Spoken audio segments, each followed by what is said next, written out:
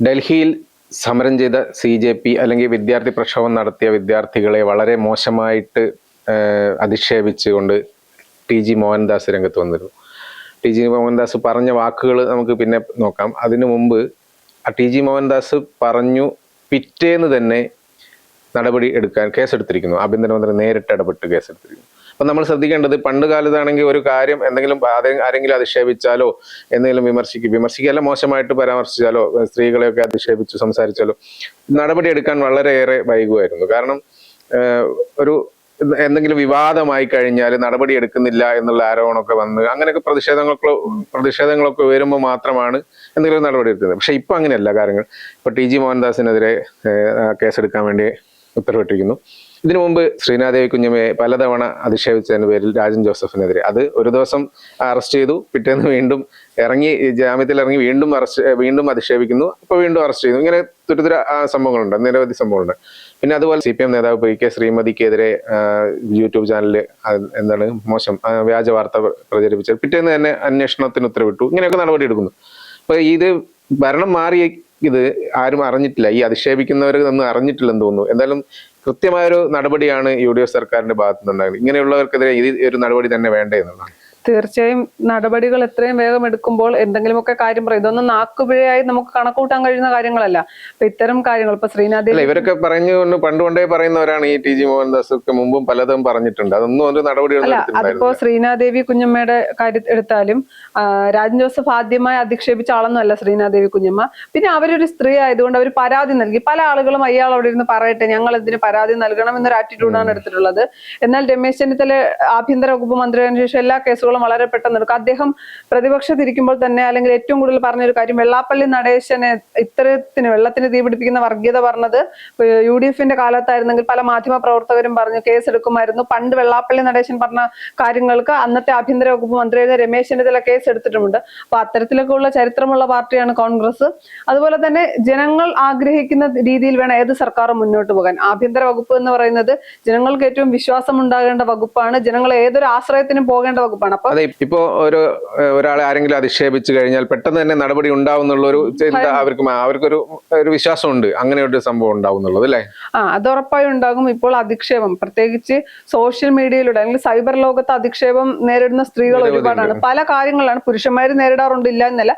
എന്നാൽ കൂടി cyber attack ഒരുപാട് സ്ത്രീകൾ നേരിടുന്നുണ്ട്. അപ്പൊ അവർക്കൊക്കെ ഒരു ധൈര്യമാണ്, പരാതിപ്പെട്ടാൽ നിയമ നടപടി ഉണ്ടാകും. അതുപോലെ തന്നെ സൈബർ ആക്രമണത്തിന് തുനിയുന്ന പുരുഷന്മാർക്ക് ഒരു ഭയമാണ്, ഞങ്ങൾ എന്തെങ്കിലുമൊക്കെ പറഞ്ഞാൽ അല്ലെങ്കിൽ വായി വരുന്നത് എന്തും പഴയതുപോലെ വിളിച്ചു പറയാനാകില്ല, പോലീസ് വീട്ടിലെത്തും എന്നുള്ളൊരു തോന്നലുണ്ടാകും. അതൊക്കെ വളരെ നല്ല കാര്യമാണ്. പിന്നെ മറ്റേത് ശ്രീനാദേവി കുഞ്ഞമ്മ എന്ന ഒരു സ്ത്രീ ആയിരുന്നു. ആ സ്ത്രീ കൊടുത്ത പരാതിയുടെ അടിസ്ഥാനത്തിലാണ്. എന്നാൽ ഇവിടെ ഒരു സ്ത്രീയല്ല. അദ്ദേഹം പറഞ്ഞ രീതി എന്താണ്? അല്ലെങ്കിൽ CJP സമരം ചെയ്യുന്നു, യുവാക്കൾ തെരുവിൽ ഇറങ്ങുന്നു. വെറുതെ യുവാക്കൾ ഒരു ആവശ്യവുമില്ലാതെ പോയി തെരുവിൽ കിടന്നതല്ല, അവരുടെ ആവശ്യം ന്യായമുള്ളതായിരുന്നു. അവർ മുന്നോട്ട് വെച്ച കാര്യങ്ങൾ സർക്കാരിന് വീഴ്ച പറ്റിയത് കൊണ്ട് തന്നെയാണ് സമരവുമായി അവർക്ക് തെരുവിൽ ഇറങ്ങേണ്ടി വന്നത്. അല്ലെങ്കിൽ ഒരു മികച്ച സർക്കാർ ആയിരുന്നു, എവിടെയും തെറ്റുപറ്റിയില്ലായിരുന്നു എങ്കിൽ ഒരിക്കലും സമരവുമായി അവർ തെരുവിലേക്ക് ഇറങ്ങേണ്ട ഒരു സാഹചര്യമില്ലായിരുന്നു. അപ്പൊ തെരുവിലേക്ക് ഇറക്കിയത് സർക്കാരിന്റെ വീഴ്ചകളാണ്. ആ വീഴ്ചകളെ ഒരിക്കലും BJPക്കാരും കരുതിയിരുന്നില്ല ധർമ്മേന്ദ്ര പ്രധാൻ രാജിവെക്കുമെന്നുള്ളത്. അതുകൊണ്ട് തന്നെയാണ് പല സൈബർ ഹാൻഡിലുകളും ആദ്യം മുതൽ അവസാനം വരെ അങ്ങ് ഡൽഹിയിൽ നടക്കുന്ന സമരത്തിൽ കേരളത്തിന്റെ സെക്രട്ടേറിയറ്റിന് മുന്നിലുള്ള സമരത്തെ പോലും താരതമ്യം ചെയ്തതും ധർമ്മേന്ദ്ര പ്രധാൻ രാജിവെക്കേണ്ട കാര്യമില്ല, ഉദ്യോഗസ്ഥരാണ് തെറ്റ് ചെയ്തത്, ഉദ്യോഗസ്ഥർ മാത്രം അതിൽ നിലപാടെടുത്താൽ മതി എന്നൊരു അഭിപ്രായം പറയുകയും ചെയ്തു. എന്നാൽ ആരും പ്രതീക്ഷിക്കാത്ത രീതിയിൽ വലിയ രീതിയിലുള്ള സമ്മർദ്ദം ഉണ്ടാവുകയും പ്രധാനമന്ത്രിക്ക് പോലും ഇനി എന്റെ കസേര പോലും തെറിക്കുന്ന രീതിയിലേക്കാണ് കാര്യങ്ങൾ പോകുന്നതെന്നുള്ള തിരിച്ചറിവിന്റെ അടിസ്ഥാനത്തിലാണ് മന്ത്രി രാജിവെക്കുന്നത്. മന്ത്രി രാജിവെച്ചപ്പോൾ BJP ഹാൻഡിലുകൾ പറഞ്ഞത് എന്താണ്? രാജിവെച്ചതാണ്, അല്ലാതെ ആരും വെപ്പിച്ചതല്ല എന്ന് പറയുന്നു. പിന്നീട് ഏറ്റവും അധിക്ഷേപകരമായിട്ടുള്ള RSS പോലെ തന്നെ തള്ളിയിട്ടുണ്ട്. അദ്ദേഹം പറഞ്ഞ പ്രസ്താവന ശരിയല്ല. അയാളുടെ വാക്കുകളൊന്നും നമ്മൾ ശ്രദ്ധിക്കണം. ഇത് എന്റെ കയ്യിലാണ് ഈ ഒരു അവസരം കിട്ടിയിരുന്നെങ്കിൽ, അതായത് ഡൽഹിയിലെ സമരം നിയന്ത്രിക്കാനുള്ള ഒരു അവസരം കിട്ടുകയാണെങ്കിൽ ഞാൻ അവിടെ ഒരു കർഫ്യൂ പ്രഖ്യാപിക്കും, ആ 4 കിലോമീറ്റർ വരെ. എന്നിട്ട് സമരക്കാർക്കെതിരെ 3 പ്രാവശ്യം പറയും, പിരിഞ്ഞു പോകാൻ ആവശ്യപ്പെടും. പിരിഞ്ഞു പോയിട്ടില്ലെങ്കിൽ വെടിവെക്കും.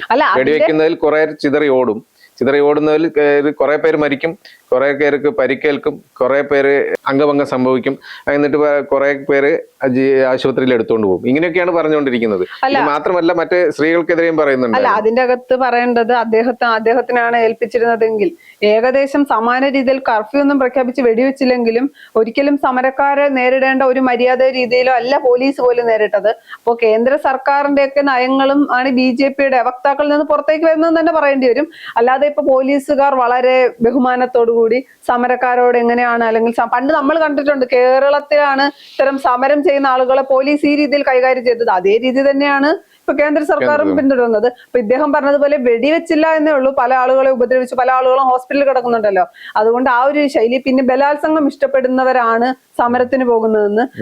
എന്താണ്, സമരം ചെയ്ത് സ്വാതന്ത്ര്യം വാങ്ങിയ ഒരു രാജ്യത്ത് ജനാധിപത്യ മൂല്യങ്ങൾ ഉയർത്തിക്കൊണ്ട് സർക്കാരിനെതിരെ സമരം ചെയ്യുമ്പോൾ ബലാത്സംഗം ഇഷ്ടപ്പെടുന്ന ആളുകളാണ് സമരത്തിന് പോകുന്നത് എന്ന് പറഞ്ഞാൽ ഇദ്ദേഹത്തിനോട് എന്താണ് പറയേണ്ടത്?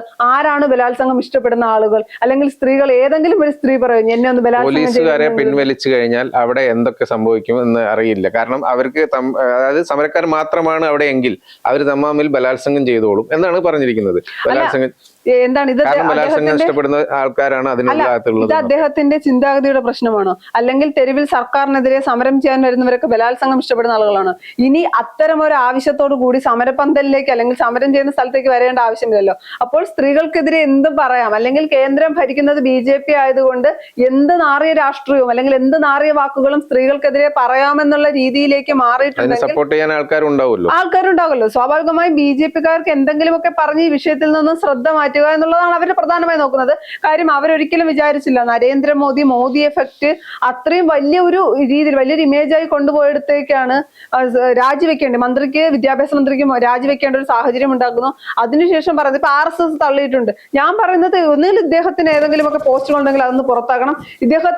പോസ്റ്റുകളൊന്നും ഇല്ല എന്നാണ് RSS പറയുന്നത്. അല്ല, RSS തന്നെ ഇതിനെതിരെ സംസാരിക്കണം. ഇദ്ദേഹം പറഞ്ഞത് ശരിയല്ല. ഇദ്ദേഹം പൊതുസമൂഹത്തിന് മുന്നിൽ മാപ്പ് പറയണം. സത്യത്തിൽ മാപ്പ് പറയില്ല, ഇദ്ദേഹത്തെ പിടിച്ച് ജയിലിലിടുകയാണ് വേണ്ടത്. സമരം ചെയ്ത് ആ സമരം വിജയിക്കുകയും ചെയ്തു. പരാജയപ്പെട്ട സമരമാണെങ്കിൽ ലൈംഗികമായി പോലീസുകാർ പോലും മോശമായിട്ടുള്ള രീതിയിൽ സ്ത്രീകളോട് പെരുമാറിയിട്ടുണ്ടെന്ന് തന്നെയാണ് അവിടുന്ന് കിട്ടുന്ന റിപ്പോർട്ടുകൾ. പക്ഷെ അവർക്ക് ബലാത്സംഗം ചെയ്യപ്പെടാൻ വേണ്ടി വന്ന ആളുകളാണ് എന്ന് പറയുന്നത് ഒരിക്കലും ശരിയായ രീതിയല്ല. അപ്പോ കേന്ദ്രം ഭരിക്കുന്നത് BJP ആയതുകൊണ്ട് BJPയെ സപ്പോർട്ട് ചെയ്യുന്ന ആളുകൾക്ക് എന്ന് പറയാമെന്നൊരു ധാരണ ഉണ്ടെങ്കിൽ അത് കേരളത്തിൽ നടക്കില്ല എന്ന് കൂടിയാണ് ആഭ്യന്തര വകുപ്പ്. സുരേഷ് ഗോപിയുടെ മകൻ ഗോകുൽ സുരേഷ് ഇതിനെതിരെ ഇയാളുടെ ഈ പ്രസ്താവനക്കെതിരെ രംഗത്ത് വന്നിട്ടുണ്ട്. കാരണം മൃഗങ്ങൾക്ക് പോലും ചിന്തിക്കാൻ പറ്റാവുന്ന രീതിയിലാണ് അതുപോലെയുള്ള ഒരു പരാമർശമാണ് ഇദ്ദേഹം നടത്തിയത്. അദ്ദേഹത്തിനെതിരെ നടപടി എടുക്കണം, കേസ് എടുക്കണം എന്നൊക്കെ പറഞ്ഞുകൊണ്ട് സുരേഷ് ഗോപിയുടെ മകൻ ഏത് വിഷയത്തിൽ അഭിപ്രായം പറഞ്ഞാലും അതിപ്പോ ആരഭിപ്രായം പറഞ്ഞാലും രണ്ട് പക്ഷമായത് തിരിയുന്ന ഒരു രീതിയുണ്ട്. CJPയുടെ സമരവുമായി ബന്ധപ്പെട്ട് പല യുവതാരങ്ങളും ഒക്കെ അഭിപ്രായങ്ങൾ പറഞ്ഞിരുന്നു. അപ്പൊ പല ആളുകളും അവരെന്തുകൊണ്ടത് പറയുന്നു, അല്ലെങ്കിൽ കേന്ദ്ര സർക്കാരിന് വീഴ്ച പറ്റിയെന്നല്ല ചിന്തിക്കുന്നത്. അതിനപ്പുറത്തേക്ക് അവർക്ക് രാഷ്ട്രീയ പശ്ചാത്തലമില്ല. ഒരു കാര്യത്തിൽ അഭിപ്രായം പറയാൻ രാഷ്ട്രീയ പശ്ചാത്തലമൊന്നും വേണ്ട. സമരക്കാരെ പോലീസ് നേരിടുന്ന രീതി, അവരെന്തിനാണ് സമരം ചെയ്യുന്നത്, ഇത്രയും കാര്യം അറിഞ്ഞാൽ എനിക്കും അഭിപ്രായം പറയാം, ചേട്ടനും അഭിപ്രായം പറയാം, ആർക്കും അഭിപ്രായം പറയാം. ഇപ്പൊ മോഹൻലാലിന്റെ മോൾ അഭിപ്രായം പറയുമ്പോൾ മേജർ രവിയുടെ തിരുത്താൻ വരുന്നു. അവരുടെ ആരുടെയും തിരുത്തലിന്റെ ആവശ്യമില്ല. മേജർ രവി പറയുന്ന അദ്ദേഹത്തിന്റെ അഭിപ്രായമാണ്, വിസ്മയ പറയുന്നത് വിസ്മയുടെ അഭിപ്രായമാണ്. അപ്പൊ അഭിപ്രായം പറഞ്ഞാൽ ആദ്യം BJPക്കാർ ചോദിക്കുന്നത് PSCയിൽ എന്തുകൊണ്ട് നിങ്ങൾ അഭിപ്രായം പറഞ്ഞില്ല? ഇപ്പൊ PSCയിൽ അഭിപ്രായം പറഞ്ഞാൽ ഇവരൊന്നും ചെയ്യാൻ പോകുന്നില്ല. അപ്പൊ അഭിപ്രായം ആർക്കും പറയാം. പക്ഷെ അഭിപ്രായം പറയുന്നവർ, CJPയെ സപ്പോർട്ട് ചെയ്യുന്നവരെല്ലാവരും മറ്റൊരു രാജ്യവിരുദ്ധരും BJPക്ക് അനുകൂലമായി പറയുന്നവരൊക്കെ രാജ്യസ്നേഹികളുമാണ് എന്ന് പറയുന്ന ആറ്റിറ്റ്യൂഡാണ് ആദ്യം മാറേണ്ടത്. ഇത്തരത്തിൽ ഒരു കാര്യം കൂടി ആലോചിക്കണം. എവിടെയെങ്കിലും ഇരുന്ന് സോഷ്യൽ മീഡിയയിലൂടെ എന്തെങ്കിലുമൊക്കെ പരാമർശങ്ങൾ നടത്തുകയാണെങ്കിൽ, പ്രത്യേകിച്ച് സ്ത്രീകളെ അപമാനിക്കുന്ന രീതിയിൽ നടത്തുകയാണെങ്കിൽ BJP ആണ് കേന്ദ്രത്തിൽ ഇരിക്കുന്നതെങ്കിലും കേരള പോലീസ് UDFന്റെ കയ്യിലാണ്. പഴയ പിണറായി വിജയനല്ല ആഭ്യന്തര വകുപ്പ് മന്ത്രി എന്ന് ആലോചിക്കുന്നത് നല്ലതായിരിക്കും. ഉടനടി കേസെടുക്കും. അതുകൊണ്ട് പറയുന്ന കാര്യങ്ങളൊക്കെ ആലോചിച്ചിട്ട് പറയുക. RSS ഇദ്ദേഹത്തെ തള്ളിയാൽ മാത്രം പോരാ, പൊതുസമൂഹത്തിന് മുന്നിൽ ഇദ്ദേഹത്തെ കൊണ്ട് മാപ്പ് കൂടി പറയിക്കണം.